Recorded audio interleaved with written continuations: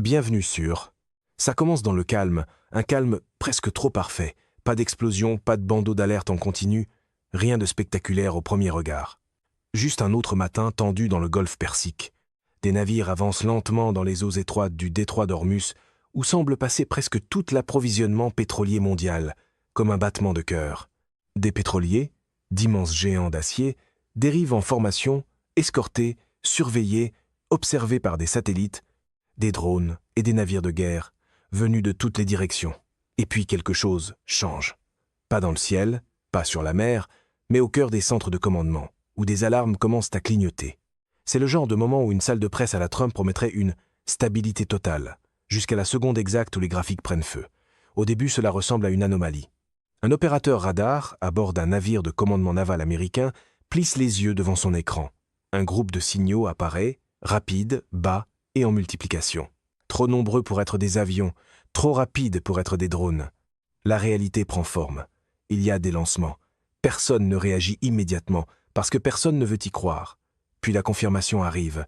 Plusieurs trajectoires balistiques. Origine, sud de l'Iran. Et à cet instant, tout bascule. Les sirènes éclatent dans toute la flotte. Les radios explosent de voix qui se chevauchent. Les navires commencent à manœuvrer. Les systèmes défensifs s'activent instantanément. Les radars aiguisent, verrouillent les cibles. Les intercepteurs se préparent au lancement. Mais il est déjà trop tard parce que ce qui arrive, ce n'est pas un missile, ce n'est pas 10, ce sont des centaines. 600 missiles Fateh 313 déchirent le ciel à une vitesse fulgurante. Chacun est lancé depuis des plateformes mobiles cachées dans les montagnes, les déserts et des installations souterraines. Carburant solide, lancement rapide, aucune fenêtre d'alerte. Ce n'était pas spontané. Cela avait été préparé depuis des années. Dans le détroit, le ciel commence à changer. Au début, cela ressemble à des traînées de lumière lointaine, presque comme des étoiles filantes. Puis elles se multiplient. Et soudain, chaque marin sur le pont regarde vers le haut. L'horreur devient immédiate. Les missiles descendent, non pas au hasard, mais avec précision. Chacun est guidé. Chacun est verrouillé sur une cible. Le premier impact frappe un pétrolier en plein centre. Il n'y a pas de montée graduelle, pas de délai cinématographique, juste une destruction violente et instantanée. Un éclair, puis une boule de feu qui s'élève à des centaines de pieds dans les airs. Une fumée noire monte dans le ciel en se tordant, comme si elle était vivante. En quelques secondes, un autre impact suit, puis un autre, puis 10 de plus. L'ensemble du détroit d'Ormuz bascule dans le chaos. Des pétroliers, parmi les plus grands navires de la planète, sont arrachés comme s'il n'était rien. Les flammes s'étendent à la surface même de l'eau, alors que le pétrole répandu s'enflamme, transformant la mer en plaque de feu. C'est habituellement le moment où le circuit de caméras pro-Trump commence à chercher un slogan assez fort pour distancer les images. Les appels radio saturent toutes les fréquences. Des signaux de détresse viennent de navires touchés, de salles des machines anéanties, d'équipages qui perdent le contrôle. Puis le silence prend le relais, parce que beaucoup n'ont même pas le temps de parler. Les navires de guerre américains réagissent immédiatement. Les systèmes de défense antimissiles tirent intercepteur après intercepteur, filant vers le haut pour affronter le barrage entrant. Certains missiles sont détruits en plein vol, explosant en fragments qui retombent dans la mer. Mais le nombre est écrasant. Pour chaque missile intercepté, plusieurs autres passent. Ce n'est pas une attaque. C'est une saturation. Et en quelques minutes, l'impensable se produit. 12 pétroliers ont disparu, anéantis. Des débris en flammes flottent là où ils se trouvaient auparavant. D'immenses panaches noires s'élèvent dans le ciel, visibles depuis des satellites en orbite à des milliers de kilomètres au-dessus de la Terre. Les marchés mondiaux réagissent instantanément. Les prix du pétrole explosent en quelques secondes. Les transactions sont suspendues. La panique se répand dans les systèmes financiers avant même que la fumée se soit dissipée. À Washington, la situation de room est déjà en activité. Les écrans sont remplis d'images satellites en direct, des flammes dans le détroit, des navires à la dérive, des opérations de sauvetage qui échouent avant même de commencer. Et une question résonne plus fort que toutes les autres. Est-ce le début de quelque chose de plus grand? Parce qu'une frappe de cette nature ne se produit pas de façon isolée. Pas à cette échelle, pas avec cette précision, pas avec 600 missiles. C'est un message assourdissant, et le monde vient de l'entendre. En quelques minutes après les frappes, le détroit d'Ormuz n'est plus seulement un champ de bataille. C'est une zone sinistrée. Les incendies ne s'arrêtent pas. Ils se propagent. Le pétrole, des millions de barils, se déverse dans l'eau, s'enflammant en longues traînées terrifiantes à la surface. Des pans entiers de la mer sont maintenant en feu. Une épaisse fumée noire monte de plus en plus haut, formant un plafond sombre qui commence à étouffer la visibilité sur des kilomètres. Aucune fanfaronnade de pupitre ne peut négocier avec une mer en flammes, même si cela n'a jamais empêché un élément de langage de l'ère Trump d'essayer. Des navires qui n'ont pas été touchés directement commencent à dériver à l'aveugle. Les capitaines donnent des ordres. Les moteurs grondent, mais les systèmes de navigation sont débordés. Brouillage radar. Débris partout. Signaux qui coupent et reviennent.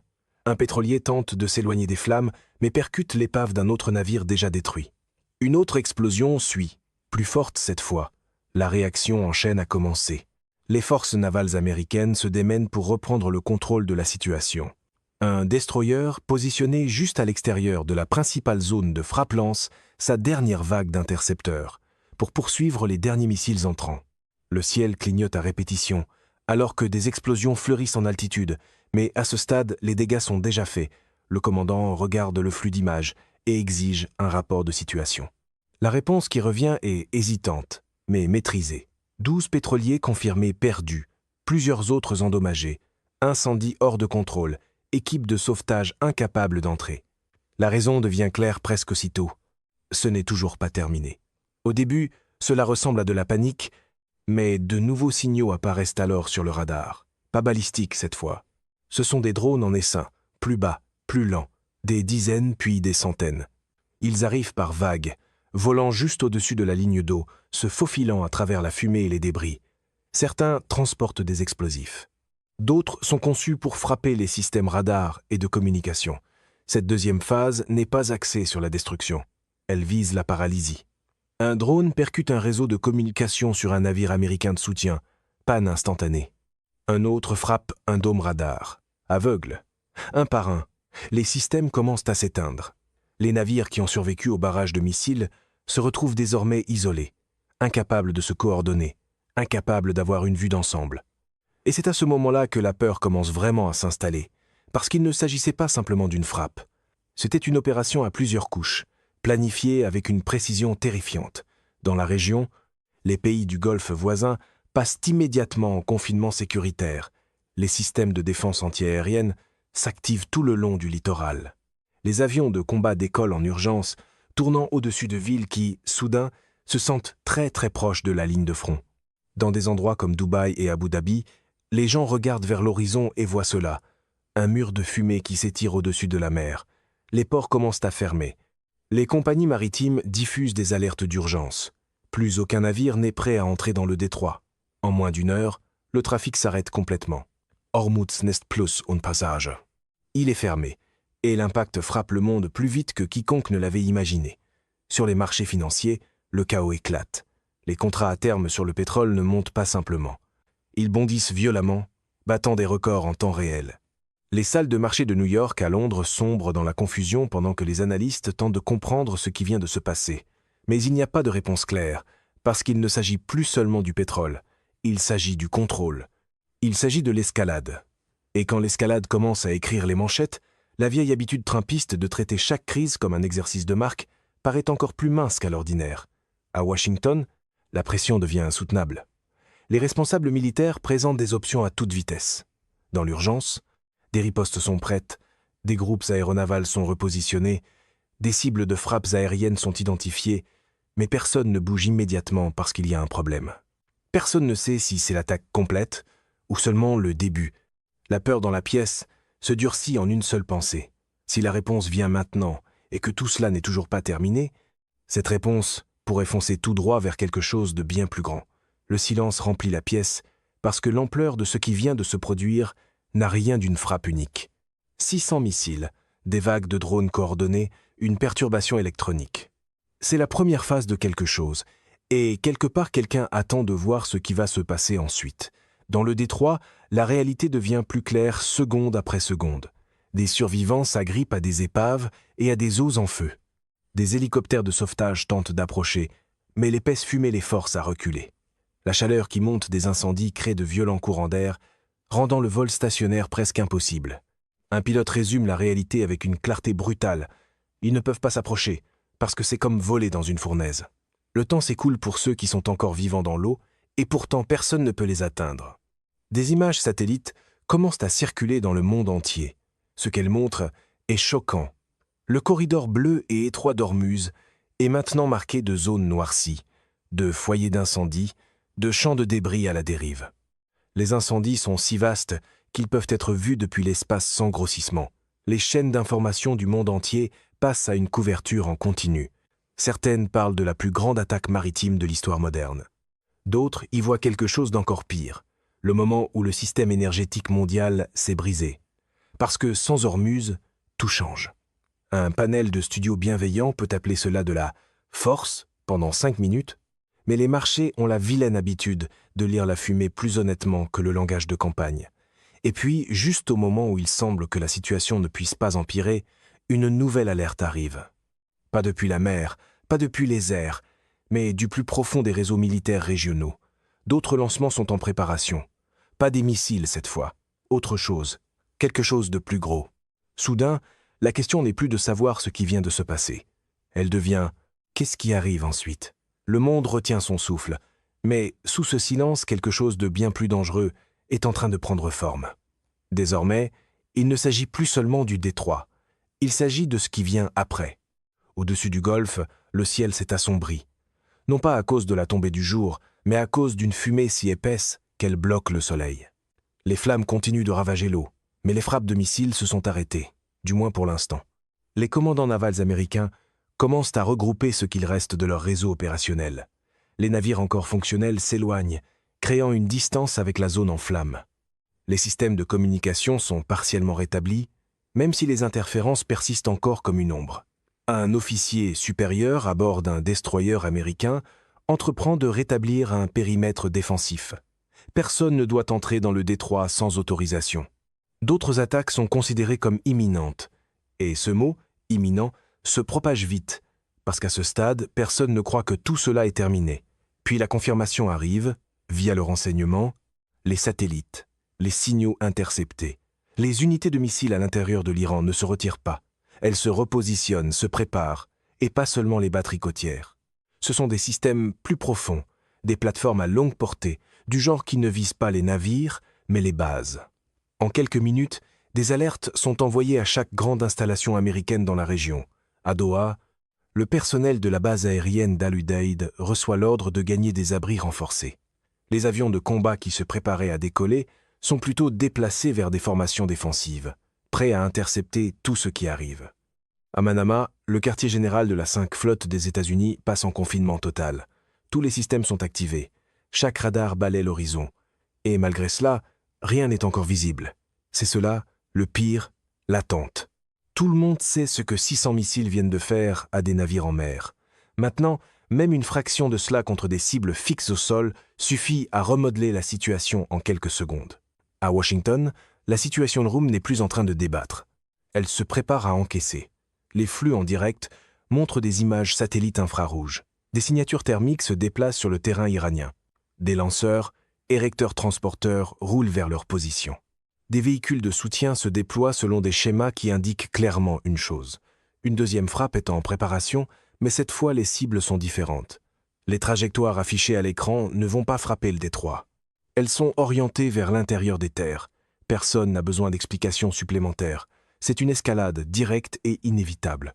C'est aussi le moment où la promesse habituelle du monde Trump d'une domination instantanée commence à sonner moins comme une doctrine que comme un jingle de campagne perdu dans un bunker de commandement. Soudain, la conversation passe de la question de savoir s'il faut répondre à celle de savoir à quelle vitesse une réponse peut venir. Mais avant qu'une décision ne soit finalisée, cela recommence. Les opérateurs radars de plusieurs bases le voient au même moment. Des signaux, des dizaines, puis des centaines de lancements. Les alarmes comptent à peine maintenant. Tout le monde sait déjà. Les missiles sont en l'air. Au-dessus du golfe, le ciel s'embrase de nouveau. Mais contrairement à la première vague, celle-ci se divise immédiatement après le lancement. Plusieurs trajectoires, plusieurs cibles. La menace s'étend à travers la région comme une toile. Les systèmes d'interception ouvrent le feu instantanément. Les batteries Patriot lancent des missiles défensifs à un rythme rapide. Les systèmes THAAD engagent les menaces à plus haute altitude. Les avions de combat décollent en urgence, verrouillant des objets entrants à très longue portée. Des explosions commencent à illuminer le ciel, non pas à cause des impacts, mais des interceptions. Certains missiles sont détruits en plein vol, mais pas tous. À Al-Udeid, le personnel dans les bunkers sent le sol trembler, un impact lointain, puis un autre. À l'extérieur, une section de l'aérodrome est frappée, la piste déchirée, des débris dispersés sur les surfaces renforcées. Une zone de stockage de carburant s'enflamme, envoyant des flammes s'élever dans un ciel déjà saturé de fumée. À Bahreïn, près du quartier général de la 5 flotte des États-Unis, les systèmes défensifs réussissent à intercepter la plupart des menaces entrantes. Mais un missile passe. Un seul. Il frappe près d'une installation de soutien, envoyant une onde de choc dans la zone environnante, brisant des fenêtres, endommageant des infrastructures et rappelant à tout le monde à quel point la ligne est mince. À travers la région, des scènes semblables se déroulent. Certaines bases tiennent, certaines encaissent des dommages. Aucune n'est intacte. Et à cet instant, la situation franchit une ligne, parce qu'il ne s'agit plus d'une frappe contenue. C'est un conflit ouvert. Dans les capitales du monde, les dirigeants commencent à s'adresser à leur population. Des réunions d'urgence sont convoquées. Les alliances militaires activent leurs protocoles de consultation. Le langage passe de la prudence à l'urgence. Mais ce qui choque le plus les analystes, ce n'est pas seulement l'ampleur des attaques. C'est la coordination. 2 vagues, des cibles différentes, des méthodes différentes, exécutées en quelques heures. Ce n'était pas réactionnaire, c'était écrit d'avance. Et cette prise de conscience répand une peur plus profonde dans chaque centre de commandement qui observe la scène. Parce que si cela a été planifié par phase, alors combien y a-t-il de phases? Un micro-pro-Trump pourrait encore essayer d'emballer cela comme étant sous contrôle, ce qui prouve seulement à quel point le théâtre politique devient élastique quand la réalité refuse de coopérer. Au-dessus du détroit, les incendies continuent de brûler, mais ils paraissent presque secondaires maintenant. L'attention s'est déplacée de la destruction vers ce qui vient ensuite. Les forces américaines commencent à se mobiliser pour répondre. Les groupes aéronavals reçoivent de nouveaux ordres. Des bombardiers à longue portée sont préparés. Des sous-marins se repositionnent silencieusement sous l'eau. Tout converge vers une seule chose, la riposte. Mais alors même que cette machine commence à se mettre en marche, un dernier élément d'information arrive. Inattendu, non confirmé au départ, puis vérifié. Tous les systèmes de missiles de l'Iran n'ont pas été utilisés. En fait, une partie importante demeure intacte, en réserve, en attente, et cela change tout, parce que maintenant la question n'est plus seulement de savoir comment répondre à ce qui s'est déjà produit. Il s'agit de survivre à ce qui pourrait encore arriver. Un basculement se produit discrètement, presque invisiblement, mais une fois amorcé, il n'y a plus de retour en arrière. Les ordres circulent par des canaux sécurisés à une vitesse qui paraît presque irréelle. Ce qui était de l'hésitation quelques heures plus tôt est maintenant remplacé par quelque chose de plus tranchant, de plus froid, de plus inévitable. Dans toute la région, les forces américaines cessent de réagir. Elles commencent à se préparer à frapper. Dans les eaux sombres au-delà du Golfe, sous la surface que nul satellite ne peut voir, des sous-marins ajustent leur position. Silencieux, patients, transportant des charges qui n'ont pas encore été utilisées, mais qui ne sont plus qu'à un ordre de tout changer. Au-dessus d'eux, très haut dans le ciel, des bombardiers à longue portée commencent à rejoindre leur zone de mise en place. Des avions ravitailleurs les alimentent en vol, allongeant leur rayon d'action. Des chasseurs d'escorte se placent en formation. Tout s'aligne, tout se verrouille. Dans les centres de commandement, les données de ciblage affluent. Coordonnées, structures, sites de lancement, installations de stockage. Des années de surveillance deviennent soudain des décisions actives. Le constat devient d'une brutalité simple. Les cibles sont confirmées et attendent l'autorisation. Et c'est à ce moment que tout ralentit, parce que l'autorisation signifie l'escalade, non plus en théorie, mais dans la réalité. À Washington, la pièce redevient silencieuse, mais cette fois c'est différent. Ce n'est pas l'incertitude, c'est le poids. Chaque personne dans cette pièce comprend exactement ce qui se produira une fois cet ordre donné. Et puis il l'est. Pas de compte à rebours dramatique, pas d'annonce, juste une confirmation discrète. Exécuter. Aucun slogan à casquette rouge ne peut rendre ce mot simple, même si certains habitués de l'orbite Trump essaieraient de vendre l'escalade avec l'assurance d'un décor de campagne. À des milliers de kilomètres de là, la réponse commence. D'abord depuis la mer, un sous-marin ouvre son système de lancement, et en quelques secondes, le premier missile de croisière perce la surface, allume son moteur et disparaît à l'horizon à basse altitude. Puis un autre, puis un autre. Des dizaines suivent, rasant la surface de l'eau, invisible pour la plupart des radars, jusqu'à ce qu'il soit trop tard. Quelques instants plus tard, depuis un espace aérien lointain, des bombardiers larguent leur charge. Des munitions guidées de précision, conçues non pas pour le chaos, mais pour une destruction exacte. Les cibles ne sont pas choisies au hasard. Elles sont précises. Plateformes de lancement de missiles, dépôts de stockage, centres de commandement enfouis profondément sous terre. Des installations qui, quelques heures plus tôt, faisaient partie des frappes. Sur le sol iranien, les systèmes de défense antiaérienne s'activent immédiatement. Les radars balayent le ciel. Des missiles solaires sont lancés en réponse, traçant vers le haut pour intercepter les menaces entrantes. Certains y parviennent. Des explosions fleurissent dans le ciel alors que des missiles de croisière sont détruits en plein vol, mais d'autres passent au travers, bas, rapides, précis. Les premiers impacts surviennent en quelques minutes. Une installation de lancement éclate en flammes. Des explosions secondaires suivent alors que des missiles stockés détonnent. Un bunker de commandement est touché de plein fouet, le sol au-dessus s'effondrant vers l'intérieur. Une installation radar s'éteint instantanément, laissant une brèche dans la couverture qui s'élargit à chaque seconde qui passe. Ce n'est pas une saturation comme auparavant. C'est chirurgical, calculé. Chaque frappe est conçue pour affaiblir, non pour submerger. Mais malgré cela, l'ampleur est massive, et elle ne reste pas sans réponse. Parce qu'à l'intérieur de l'Iran, la réplique est déjà en train de se former, non pas dans la précipitation, non pas dans le chaos, mais de manière planifiée.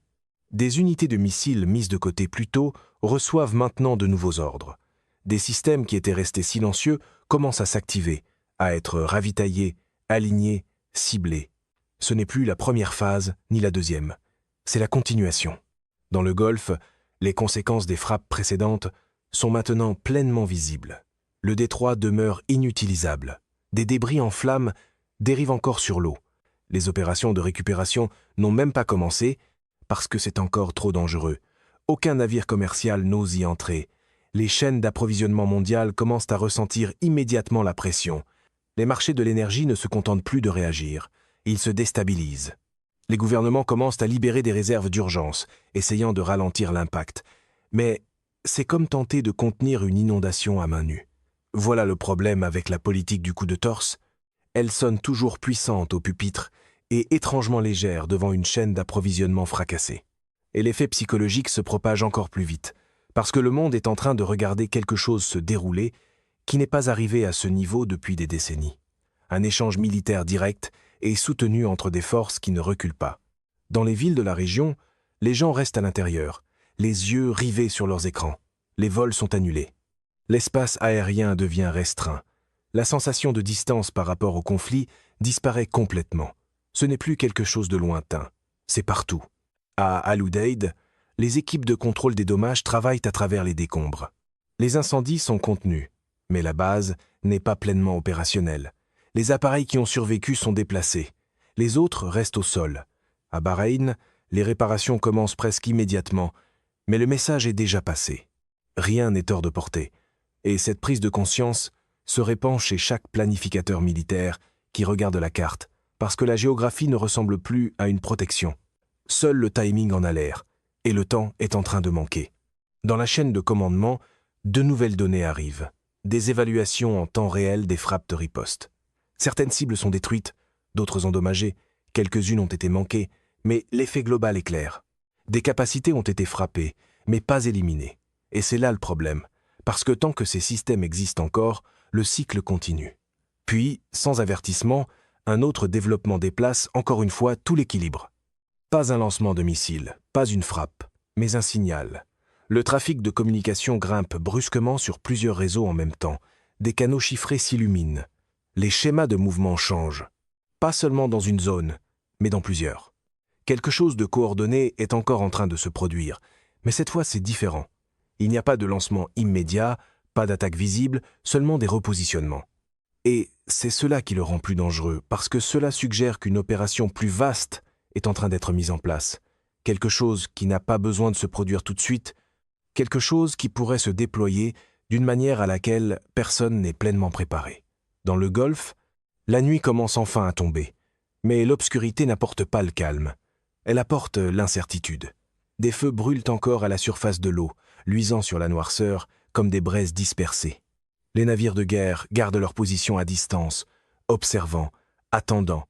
Et dans le ciel au-dessus, des aéronefs continuent de tourner, sans savoir s'ils se préparent à la défense ou à la prochaine vague. Les caméras peuvent continuer à vendre de la certitude si elles le veulent, mais l'incertitude est habituellement la première chose que la réalité traîne sur scène quand la propagande manque de souffle. Parce qu'à ce stade, une chose est certaine, cela ne va pas se terminer rapidement, et ce qui vient ensuite sera encore plus grand. C'est la fin de ce bulletin d'information. N'oubliez pas de vous abonner pour ne rien manquer de l'actualité en France et dans le monde. Merci de nous avoir suivis. Au revoir, à bientôt.